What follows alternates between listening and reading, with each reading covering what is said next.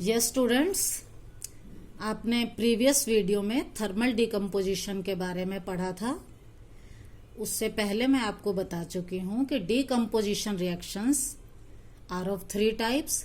Thermal decomposition when heat is involved, और जब energy is required in form of electric current और electricity, it is called electrolysis. What is electrolysis? When a decomposition reaction is carried out by passing electricity, it is called electrolysis. Decomposition reaction हो और उसमें हमें current pass करना पड़े तो उसे हम बोलते हैं इलेक्ट्रोलिसिस।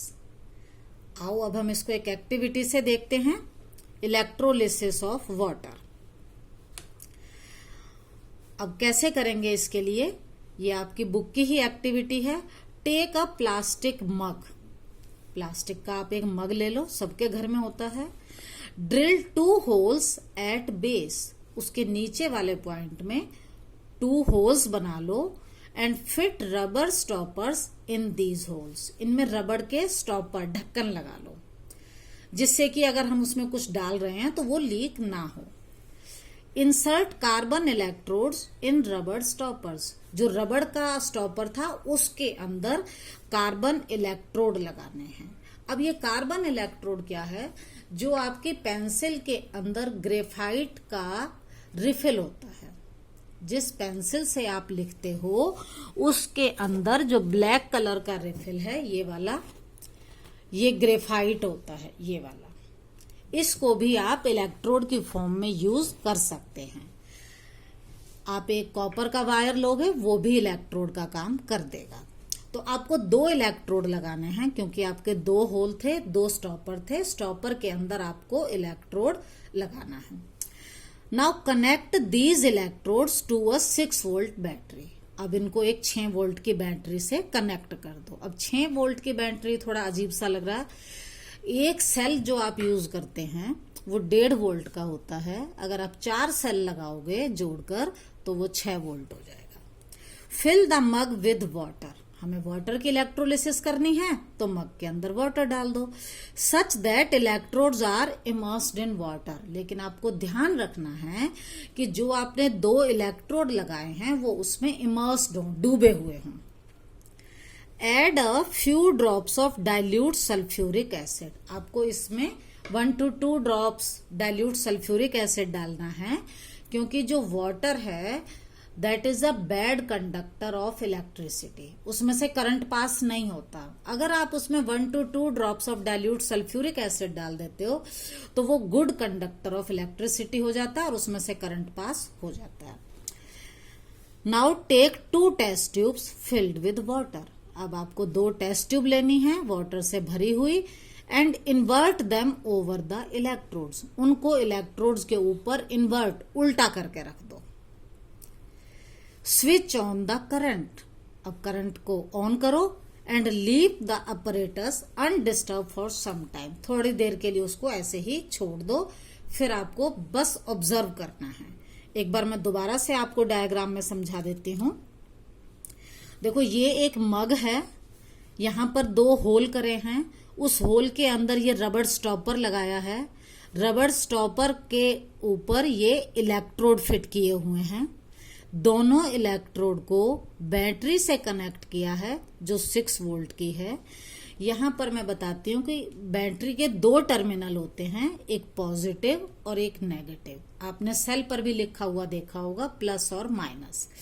तो जो पॉजिटिव टर्मिनल वाला है इलेक्ट्रोड, उसे बोलते हैं एनोड, और जो नेगेटिव टर्मिनल से जुड़ा हुआ वायर होता है उसको हम बोलते हैं कैथोड। पॉजिटिव से जुड़ा हुआ जो इलेक्ट्रोड है वो एनोड, और जो नेगेटिव से जुड़ा हुआ है वो है कैथोड। फिर हमने क्या किया, वाटर डाला इसके अंदर। वाटर में 1 to 2 drops of dilute sulphuric acid डाला to make it good conductor of electricity. फिर हमने 2 टेस्ट ट्यूब ली, उनको वाटर से फिल किया और इलेक्ट्रोड के ऊपर इन्वर्टेड, उल्टा करके रख दी। फिर स्विच को ऑन किया और फिर हमने ऑब्जर्व किया। अब हम देखते हैं कि अब हम क्या क्या ऑब्जर्व करेंगे। जैसे ही हम करंट को ऑन करते हैं, bubbles are seen on both the electrodes. यहां दोनों इलेक्ट्रोड पर हमें बहुत बुलबुले दिखने लगते हैं। बबल्स आर सीन, और बबल का मतलब होता है कोई ना कोई गैस निकल रही है, और वो दोनों इलेक्ट्रोड पर दिख रहे हैं, तो दोनों पर गैस निकल रही है। These bubbles displace water in the test tube. जैसे ही ये बबल निकलते हैं तो टेस्ट ट्यूब का वाटर तो नीचे आने लगता है, और जो गैस है वो टेस्ट ट्यूब के अंदर फिलअप होने लगती है। ये देखो यहां वाली जगह पर ये गैस आ गई। एक और चीज अगर आप ध्यान दो तो यहां पर एनोड वाली टेस्ट ट्यूब की जो गैस है और ये कैथोड वाली टेस्ट ट्यूब की गैस है, दोनों में क्या डिफरेंस है? क्या आपको ऐसा नहीं लग रहा कि जो कैथोड वाली ट्यूब की गैस है वो एनोड वाली के कंपैरिजन में डबल है? कैथोड पर जो गैस कलेक्ट हो रही है वाटर को डिस्प्लेस करके, वो एनोड वाली गैस के कंपैरिजन में डबल वॉल्यूम है उसका। The volume of gas collected in test tube at cathode is double the volume of gas collected in test tube at anode. अभी आपने डायग्राम में देखा, when the test tubes are filled with respective gases, जब सारा पानी निकल जाए और टेस्ट ट्यूब गैस से भर जाए, remove them carefully, तो उनको ध्यान से हटा लो जिससे गैस लीक ना हो पाए। Test these gases one by one. अब हम इन गैसेज को टेस्ट करेंगे कि टेस्ट ट्यूब में जो गैस आई है वो कौन सी गैस है। अब कैसे टेस्ट करेंगे? When we bring a burning splinter, splinter होता है माचिस की तीली, जब हम जलती हुई माचिस की तीली near the mouth of test tube at cathode, cathode वाली टेस्ट ट्यूब के पास लाते हैं तो gas burns with pop sound. Pop sound आती है, जैसे पॉप का मतलब जैसे भुट्टा भूनते समय आती है पट। तो जब भी बर्निंग स्प्लिंटर लाने पर पॉप साउंड आए, गैस बर्न करे, तो ये हमारी पहचान होती है हाइड्रोजन गैस की। ये हमें बताती है कि उस टेस्ट ट्यूब के अंदर कौन सी गैस है, हाइड्रोजन गैस। तो कैथोड पर आई हमारी हाइड्रोजन गैस। अब देखते हैं एनोड पर क्या आया। एनोड पर क्या किया? When we bring a glowing splinter. अब हम बर्निंग नहीं ला रहे, ग्लोइंग मतलब जैसे अगरबत्ती लेते हैं, उसको जलाते हैं और फिर बुझा देते हैं तो वो ग्लो तो करती रहती है। उसी तरह से माचिस की तीली को लो, पहले जला दो और बुझा दो तो उस पर थोड़ी सी ग्लो रह जाती है, तो ग्लोइंग वाली लानी है हमें। Near the mouth of test tube at anode the splinter gets ignited. आप हैरान हो जाएंगे कि जो ग्लो कर रही थी, जस्ट चमक रही थी, वो बर्निंग जलनी शुरू हो जाती है, इग्नाइटेड, उसको आग लग जाती है। ये आइडेंटिफिकेशन होता है ऑक्सीजन गैस का। जब कोई ग्लोइंग चीज लाए और वो बर्न होने लग जाए तो वो पहचान है ऑक्सीजन गैस की, क्योंकि oxygen gas helps in burning. तो यहां पर जो एनोड पर गैस हुई वो थी ऑक्सीजन गैस। अब आप दोबारा से देखो, यहां कैथोड पर थी हाइड्रोजन गैस। कैसे पता लगा? जब बर्निंग स्प्लिंटर लाए गैस के पास तो पॉप साउंड आई।